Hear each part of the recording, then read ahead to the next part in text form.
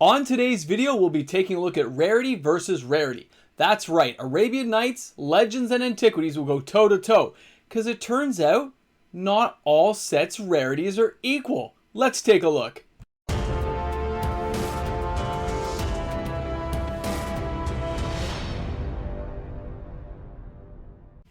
Well, here we are again. Welcome back, everyone. MTG Moxman here. I hope you're all having a great day today as we get ready to talk about rare versus rare. It's kind of a unique conversation because people who play today's Magic, the ones who are buying the packs right now at the corner store, and they get, I don't know, let's just say they get Tiamat. There were no mythics back in the day, so you couldn't use Tiamat. So let's use Drist from Adventures in Forgotten Realms. Well, Drist is a rare, but I opened like 4 of them in my box. That's the point. Right there. Rares don't have the same meaning they did like back in the day. In the original Magic sets, when you talk about the old school stuff, when we're talking about today, Arabian Nights, Legends, Antiquities, these sets all had very small print runs because Magic the Gathering as a game was still growing. It was still building its history, building its stories, and setting up for bigger and better things like we know them today. But when I look back at those old cards, I realize how hard, how difficult it was to get some of those nostalgic, epic, iconic cards that a lot of people recognize today. So I thought it'd be some fun to go through, check out the rarities, check out the set sizes, and enjoy a little lore and walk down memory lane as you see how rare the old cards are to get and why so many of them, even the commons by today's standards, are considered so valuable. Guys, let's start off with Legends. When we're talking about Legends, we are going back to June 10th, 1994. When you think of the themes and mechanics from this game, I've got to be honest, I think of Legendary. I think of the legendary heroes of this era, and me opening Arcady Sabbath, seeing Nicol Bolas, Chromium. These were just epic, giant beasts back in the day of Magic's history. And the lore continues on with a lot of these cards. When you actually read into it, it's amazing. But not only that, Legends had an amazing card set size of 310 cards. And by the way, guys, I believe every card here was a new card. They did focus groups and they realized that a lot of people didn't want to have to rehash old cards that had already come out in Unlimited, Beta, Alpha, Revised. They wanted something entirely new, and that's where Legends came in. 310 new cards. That's 75 commons, 114 uncommons, and 121 rares. Guys, what an amazing idea this set has been. It is carried throughout the years, and many of the older Magic players will always look back so fondly on this set that it's insane. It's also known for its extremely high power level when comboed with other cards in other sets. For that reason alone, Legends is just epic. When we're taking a look at Antiquities, we're going back to March 4th, 1994. Now, it takes place on Dominaria, and it's about the brothers Urza Mishra War. It was crazy, guys. It had such an epic storyline going for this particular set that it was amazing. Now, the set size itself was only 85 cards. That's not a very large set, especially by today's standards. There was 28 commons, 37 uncommons, and 20 rares, to put it in that kind of text. Now, the set, of course, had this beautiful anvil on it, and most people will remember, again, some very powerful iconic cards such as Mishra's Factory, the little Urza lands that came out, the summer, winter, snow, the factories. They were beautiful when you could find them. I didn't see a winter one until I was like in my 20s. They just were so hard to find. I remember driving to get my very first packs of that. You can always look that video up in one of my Storytime videos. Guys, it was amazing. And you realize that it was a very small set, tiny compared to today's count of how many cards they put inside the sets, but it was just amazing to go over. When you look back on these cards, I think of Argivian Archaeologist and going back to get a Chaos Orb and reflip it onto somebody. Those were just things you didn't think about back then. Like, oh, I can do that. Nowadays, a lot of that's commonplace. They've been replaced by better and bigger cards, but some of these cards have never been replaced because they're just so powerful that mixing them into any modern day mechanics would just break them right away. A lot of these cards are also reserve list cards for a set this size. So for that reason, I can see why it's called Antiquities, because these cards are antique and they are beautiful. I can't say enough positive things about this amazing time in Magic's history. Arabian Nights was released December 17th, 1993.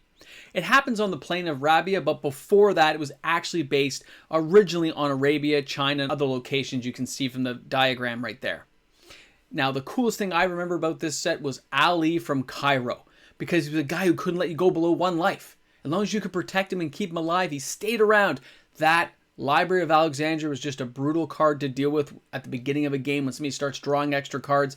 Arabian Nights had some amazing cards held within it that I have a real soft spot in my heart even to this day.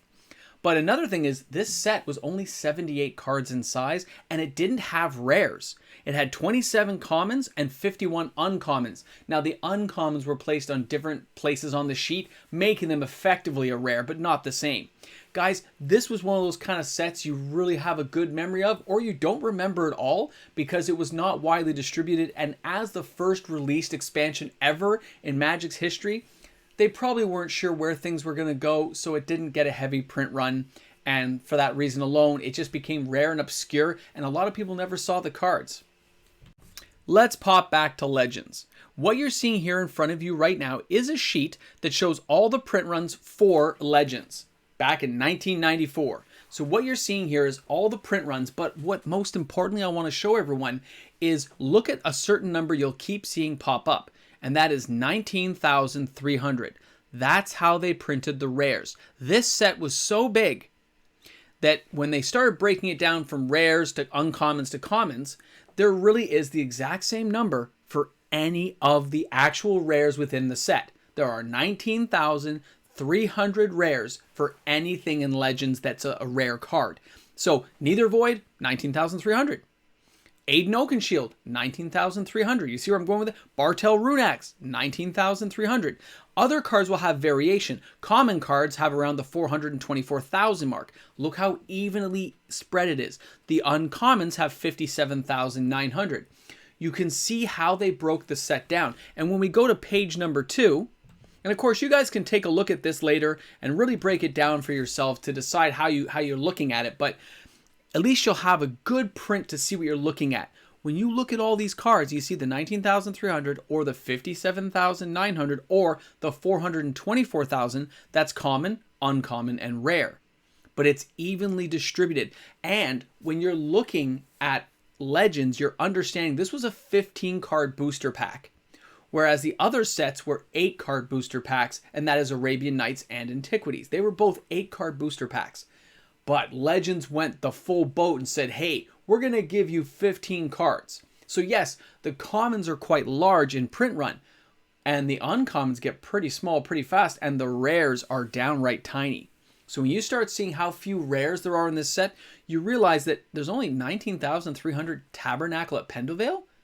There's only 19,300 Willow Satyr. Like, that's not a lot of cards out there, especially by today's standards and how we look at Magic sets. I told you I got 4 Drist in one box. You see where I'm going with this? Cards of this nature, the lore, the history, the story that goes behind them, the attrition rate of what cards have been destroyed, show us how rare some of these cards are. Not to mention, Legends only had a print run of 35 million cards, and that in itself is pretty small considering the set size was of course 310. Antiquities breaks down a little bit differently than Legends. It only had a 15 million card print run. And when you take a look at how they broke down the rares, the uncommon 1 and 2, and then just, basic commons, you have a basic common being around 372,000 is the print run. Uncommon 1 and 2 are either the 93,000 print run or the 62,000 print run. And any rare within Antiquities is a 31,000 card print run. So when you look at a set size of 85 cards and you see there's only 31,000 of any particular rare within that set, that is a real eye-opening thing to see. It is rare. They are hard to get, and because it has a low print run, finding sealed packs, finding anything gradable is very difficult because for years we played without sleeves.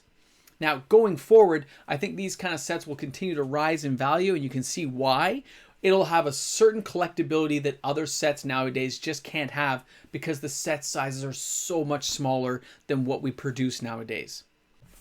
Arabian Nights came out in 1993 with a total print run of 5 million cards. You can see below, the list really broke down differently than the other sets I've showed you today. The lowest being 20,700 and the highest print of that set being 341,000 for the desert, and every other card falling in between. There were different types of rarities which broke down by uncommon 1, 2, and 3, and you can see below it's really kind of different than how they do it in the later sets. But Arabian Nights, of course, was a test set. It was the first time they had done an expansion, and that really led to some distribution problems. I remember our store, he said he ordered it, but we never got it in. So that was the case. With such a small print run, a lot of stores never got the product at all. Arabian Nights, though, again, was the first expansion. When we take a look at rare versus rare, though, you see Arabian Nights Jizam de Jin had 20,700 copies. Antiquities Argivian Archaeologist had 31,000 copies made. But Legends had Eureka at 19,300, which is the same for all the rares of each of these sets. So no matter which one we're talking about, they're all at the lowest they could possibly be. Jizam, Argivian, and Eureka. Print size runs, you're seeing Arabian Nights had a very small print run, 5 million cards. Antiquities had 15 million cards, and Legends had 35 million. But the set sizes are completely different in the terms of Legends versus the other two. Legends had 310, Antiquities at 85, and Arabian Nights at 78 cards. Of the three sets I'm showing you today, you've now come to realize, although Arabian Nights and Antiquities are smaller sets with lower print runs, and although Legends is a much bigger set with a higher print run, the amount of cards contained within Legends means that the rares from Legends are actually rarer than the other two sets. Legends is 3.97 times bigger than the Arabian Nights set, 3.64 times bigger than Antiquities, and although it has 15 card booster packs, you can see here it still has rarer rares held within the set because it only has 19,300 of each one made. Now, between Antiquities, though, and Arabian Nights, they may have had lower print runs. The actual sealed packs may be harder to find. But if you're looking at the pure rare versus rare, let's face it, Legends has them all beat with the possibility of something being hard to find because there's only 19,300 made. It's kind of mind-blowing when you think of it that way. When you actually break a set down and see what it's like. It makes me wish Wizards would give us the actual print run numbers as sets age so we know what they actually had. I don't see why they can't go back and give us those numbers. They really could. Say up to like 2002 or something. It'd be a fascinating study. Guys, thanks a lot for tuning in today. I really hope you enjoyed this video. I can't wait to see what the comment section says. Thanks a lot for tuning in. Big shout out to all my amazing patrons out there. Thank you for allowing me the opportunity to create and enjoy videos like this and in the enjoyment of making a video like this for everyone. I really hope everyone enjoys the time it took to make it. Have a great day. Thanks. What, you're still here? You waited that whole video of information and you made it to the very end of this video. Really? And now you're here hanging out with me in like the post-credit scene? Wow, that's pretty amazing, guys. I mean, I'm glad you had the time to do all that. Well, thank you for thinking of me.